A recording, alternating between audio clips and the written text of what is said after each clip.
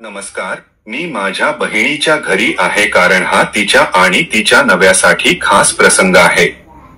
12व्या वर्धापन दिनाच्या शुभेच्छा. कौटुंबिक मेळाव्यासाठी तिने मला व्हॉट्सॲपद्वारे आमंत्रण पाठवले आणि मी माझ्या बहिणीच्या घरी आलो. मी कुटुंबासोबत आहे आणि त्यांचा वर्धापन दिन साजरा करण्यासाठी केक आणला आहे.